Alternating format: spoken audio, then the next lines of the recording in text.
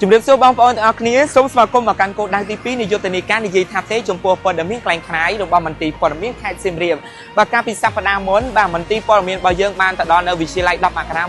1979ដោយឡែកសម្រាប់សប្តាហ៍នេះផ្ទាល់យើងបានមកដល់គោលដៅទី2ដែលស្ថិតនៅក្នុងវិទ្យាល័យហ៊ុនសែនស្វាយធំដែលជាគោលដៅនៃការរៀបចំយុទ្ធនាការនិយាយថាទេចំពោះព័ត៌មានខ្លាំងខ្លាយជំហានទី2អញ្ចឹងចង់ដឹងថាតើព្រឹកនេះមានទស្សនវិជ្ជាបែបណាខ្លះអនុញ្ញាតអញ្ជើញបងប្អូនទាំងអស់គ្នាទៅទស្សនាជាមួយនឹងខ្ញុំបាទដូចតទៅ